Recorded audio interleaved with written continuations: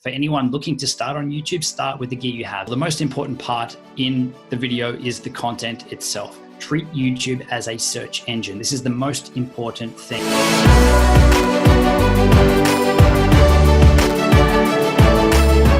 Hey guys, welcome to another edition of Animaker Genius Talk, a talk show where we interview genius minds from the world of videos and transfer some of their amazing knowledge to you. Today, we have a very special guest in the house. I'm pleased to present to you successful YouTuber, tech reviewer, and YouTube guru, Justin Brown. Welcome to the show, Justin. We're happy to have you. Hey, thanks very much for having me on. Thank you so much. So let me just give you a glimpse of how this is going to work today. We have 3 amazing sections, and through these sections, we're going to be finding out Justin Brown's secret tools to YouTube success. All right? Sounds like fun. Let's do it. Perfect. Let's get started. The first section is what we call the genius journey. All right. So Justin, today you're a very successful YouTuber, but everybody has to have a beginning, right? Tell us how your journey as a successful YouTuber started. Oh, so my background is in video production. I've pretty much worked in video production for as long as my professional career has been going. So pretty much every job I've had has been either in IT or video relation.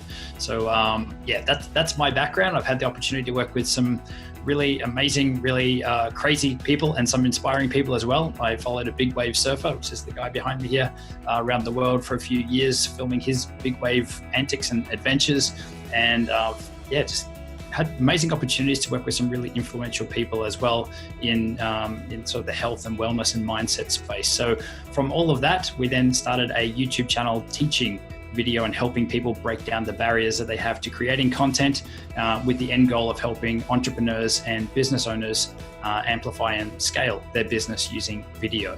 So that's what we teach on our YouTube channel, all the tools, the tips, the tactics to get the best out of video, to amplify your business and brand.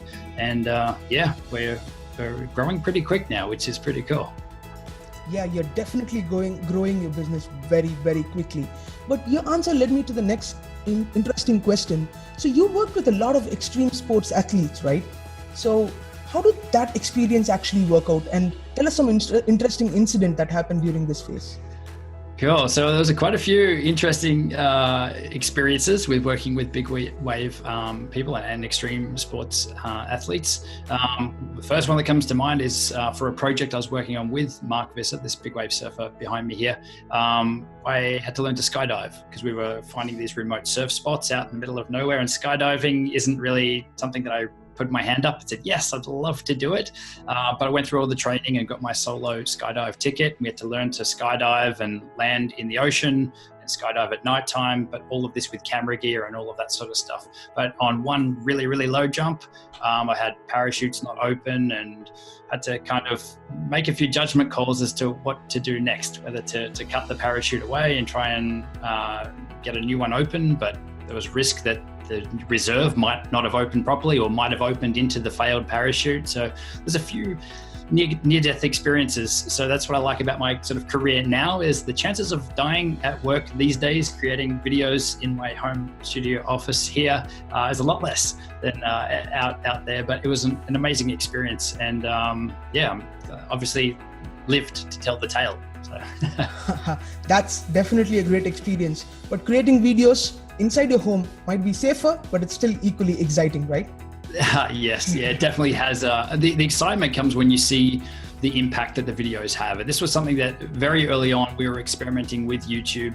We went through the same process that a lot of people do, where we're uploading content and we're not seeing the return on it. It took us so long to hit 50 subscribers. It took us so long to hit 100 subscribers. And we're like, what's going on? Like, why we're putting out this good content, why aren't we growing? But then you start to see the comments and things. Like, we had some really inspirational ones from people where we'd inspired them to create their first videos. And that was the point where we knew, like, we've got to keep doing this. And let's take YouTube seriously. Let's look at what YouTube wants and how it actually works as a search engine, and how we can create content to scale that way. And obviously help people along the way with what we're doing so that they can use it in their business as well. So seeing the comments was really an inspirational thing, to see the impact flow on with people actually creating videos and us helping them with that. Yeah, that led us to take YouTube seriously. All right. Inspiring new YouTubers is definitely one of the main goals of our talk show too. All right, Justin, The next interesting question that I have for you is, you began your channel with reviewing tech products, right? And that's one of the main ways in which you've grown your channel. My question to you is, and this is a doubt I believe all tech reviewers might be having, is that supposing you review a product and tell that it's really great, and the product tanks in the market, or vice versa, you give a bit of a negative review for a product and it goes on to become a viral hit in the market. How do you handle such a situation? Cool. So a lot of the videos that we create are, I guess they're based on my opinions and my objectives, or even as Team Primal Video, there's a few of us in it. My brother Mike is a 50-50 partner in Primal Video. We'll look at the products and we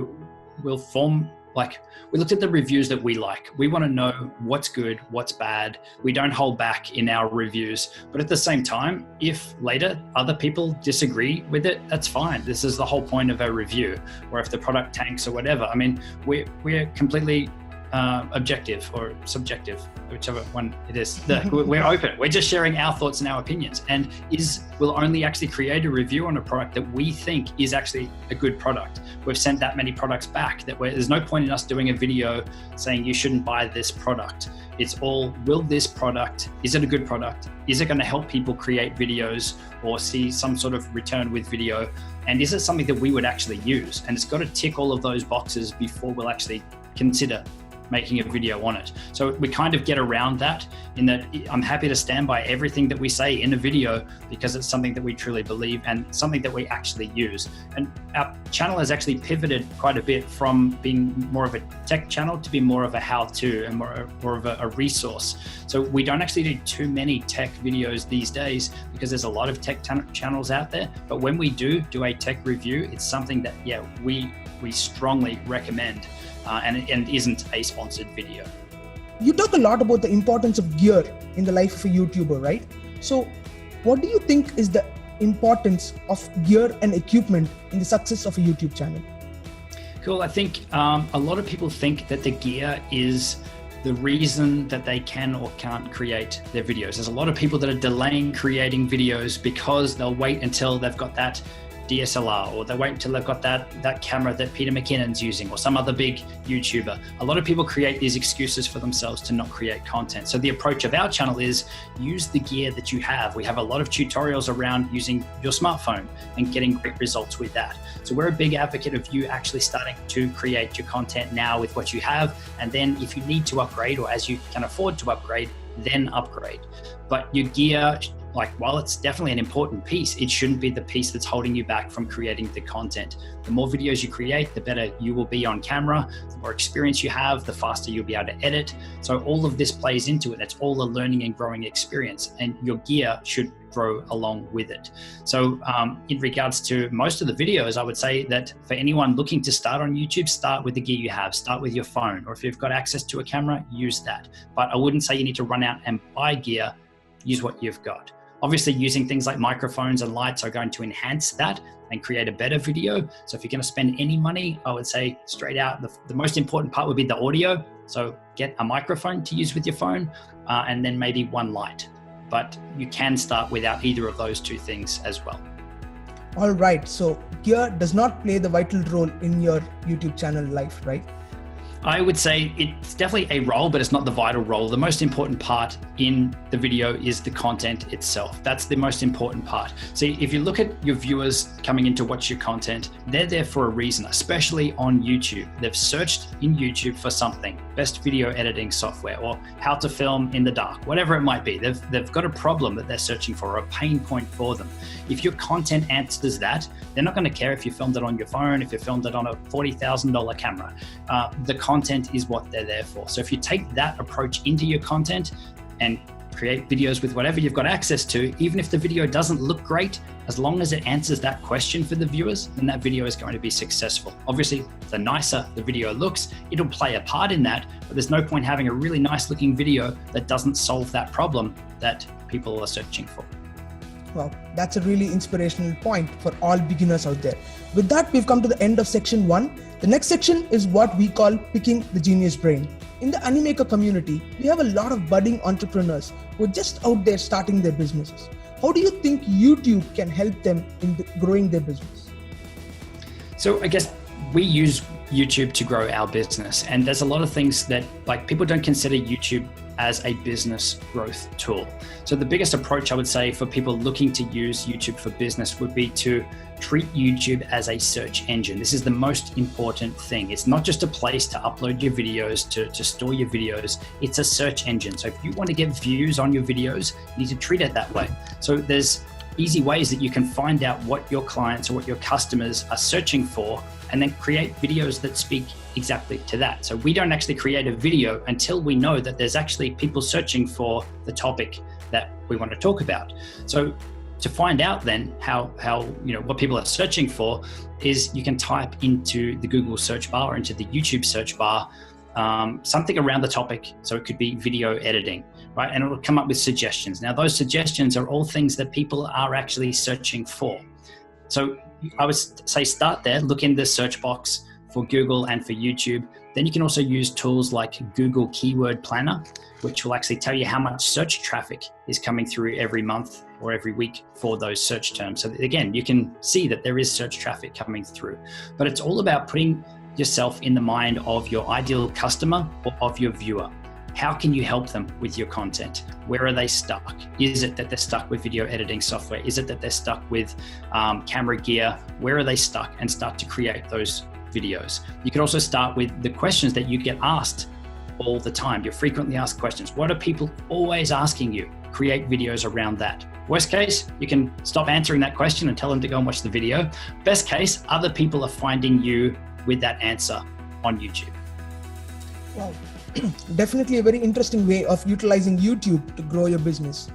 Justin, one of our favorite videos of yours is your editing videos, right? You talk a lot about editing softwares, you talk a lot about editing tips. So when I have you on the show, this is one question I should definitely have.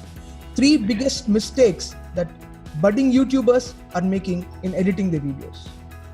Okay, this is probably a much easier one, right? So the first one is that people are overcomplicating their editing, and they're looking at say a lot of the top end filmmakers that are on YouTube, and they're trying to replicate that. And all that leads to is frustration and burnout, because they are trying to replicate things that people have been practicing and refining for many years in their videos. So that's the first one. The second one is that a lot of people would jump straight into adding all the effects and those sorts of things on first, instead of focusing on cutting down the content. So all they end up doing is making their video look good and slowing down their computer while they're editing, because they've got all these filters and color effects and all these other things on it. So it's really important to focus on the actual content first, edit that down as a priority, and then start to make it look good. And the third one is to treat your editing software as just a tool. There might not be one piece or one program that is the best one for every type of video that you want to create. So think of it like a screwdriver. You're going to use a special type of screwdriver to use one, to unscrew or to screw up a screw.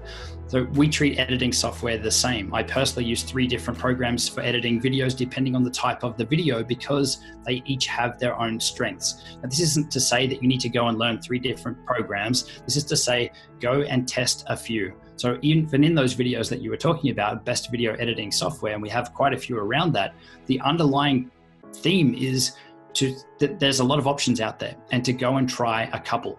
All those videos do is narrow down the massive selection of editing software down to a handful that we recommend that people check out, depending on their scenario and depending on their experience and the type of videos that they're looking to create. So I would suggest to anyone, go and grab the trial version of a couple of different programs and see which one resonates with you. Because whatever is the most intuitive to you or the easiest for you to use, then that's going to be the one that allows you to create your videos faster. Wow, that's definitely a great answer. All right, Justin, next one is about collaboration. So you have collaborated with a lot of top YouTubers, and I'm sure that has helped you grow your channel a lot.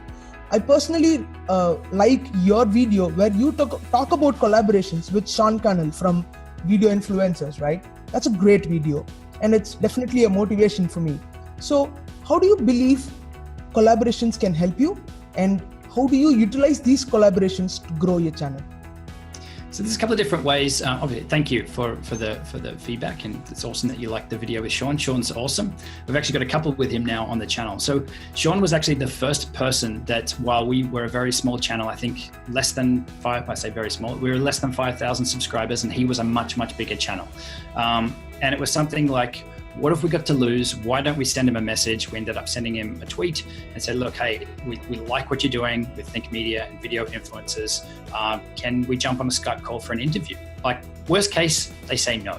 Best case, they say yes, and you get to talk with them, right? So this was something for me, it was like, oh, he won't do it. Like, he's got no idea, like we were a small channel or whatever, but he said yes. And I think that's probably the biggest thing, is that a lot of people don't realize we're all just playing the same game. YouTube is a game. It's actually a really awesome community, and people don't see it that way. So, I mean, I've always got messages going back and forth with Sean. Like, it's just the relationships that you build beyond reaching out to people. So it's not just about the actual video and about the end product, which was that collaboration. It's more around the relationship that we now have from that initial video that we created. So think of it as it's just reaching out to a potential friend that you haven't met yet. And how can you build that relationship and in turn offer value to your audience and their audience by quizzing them, by asking them, by picking their brain, doing exactly what we're doing here.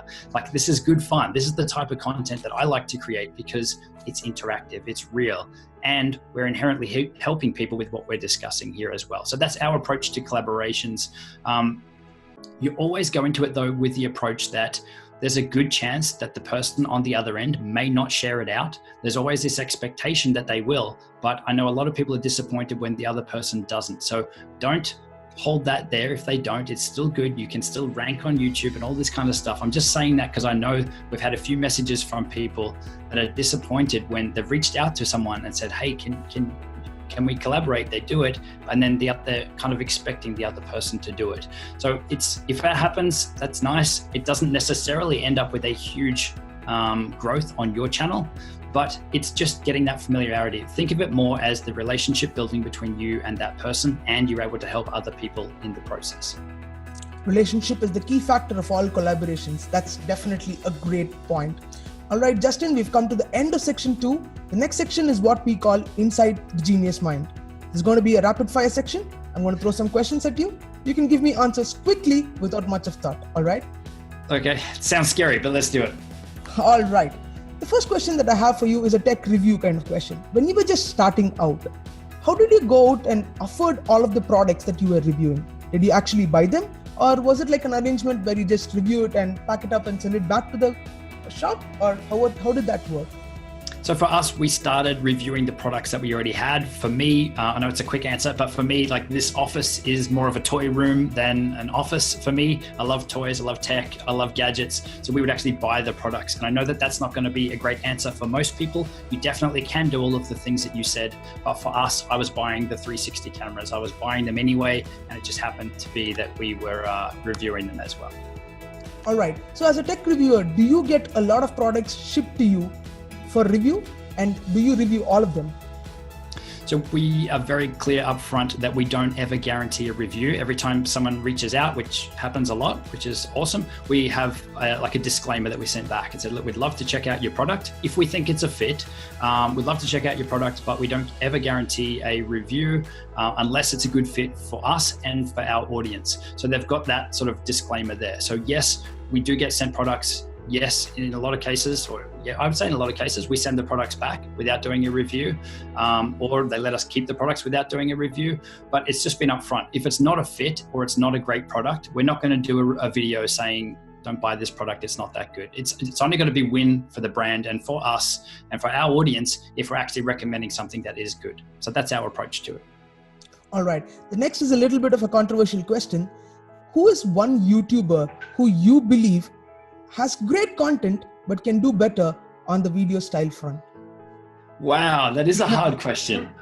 I don't even know how I can answer that question, because I think everyone can improve and everyone is playing the best game that they can at that point. I would say it should be me, actually.